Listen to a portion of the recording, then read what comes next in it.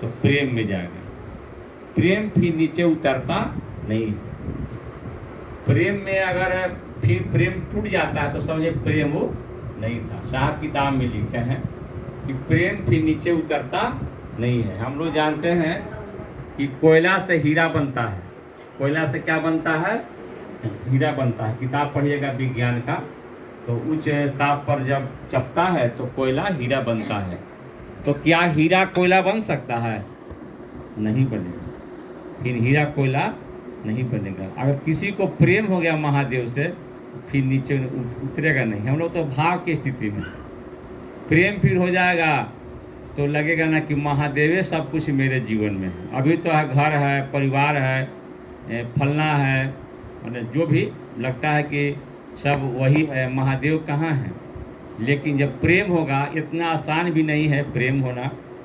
और हम लोग को जो आदेश मिला वो काम को करेंगे, दूसरे को बताते रहेंगे।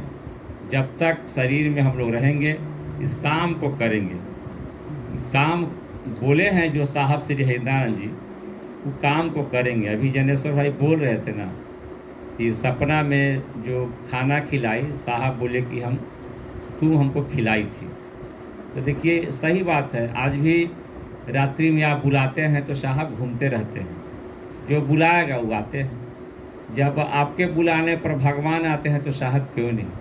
जैसे हम लोग घर में पूजा करते हैं तो प्रसाद रखते हैं, आमंत्रित करते हैं कि सरकार खा लेते हैं। नहीं, आप घर में खाना तैयार करती हैं, खाना बनाती हैं, आपके घर में गेस्ट आ जाते हैं तो नहीं कहते हैं कि चलिए खाना खा लीजिए।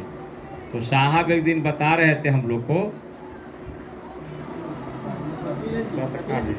साहब हम लोग को बता रहे थे कि जैसे आप न्योता देते हैं तो हम लोग घर शादी ब्याह होता है तो किसी को कार्ड पर लिख कर न्योता दे देते हैं, नाम लिख के।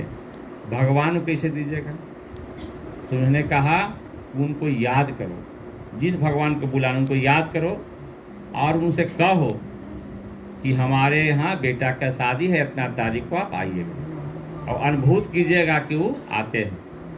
तो वैसा ही अगर मन हमको हो कि महादेव मेरे आप गुरु हो जाते हैं, मैं आपका चेला हो जाता। रियल बात है कि हम कह नहीं पाते हैं, डर नहीं कहते हैं कि महादेव महादेव कर लेंगे ना तो घर फिर हम लोग गड़बड़ा जाएगा।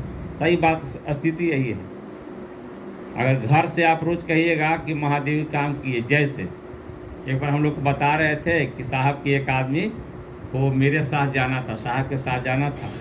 तो साहब को बोले कि सर पत्नी को परीक्षा है, जल्दी तनी परीक्षा ख़त्म हो जाता तो साथे चलते।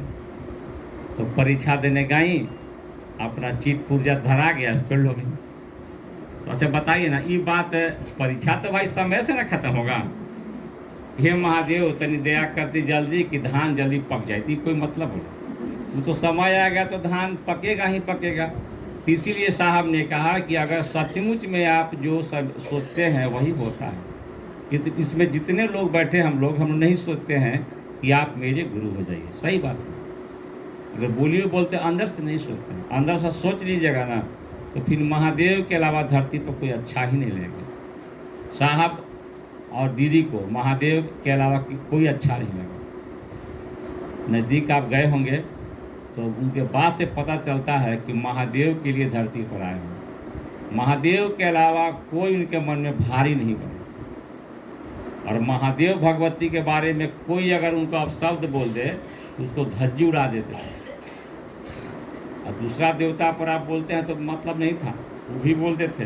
लेकिन साहब बोले कि मेरे महादेव भगवती पर कोई कुछ नहीं बोल सकता। यानी कि वो आए ही थे राजा रानी के लिए, माने महादेव और भगवती के लिए साहब का आगमन हुआ था। और सबको उतार के भी गए। नहीं, अभी नवरात्रा का समय बहुत जल्दी आ रहा है, तो नवरात्रा पर साहब बोले हैं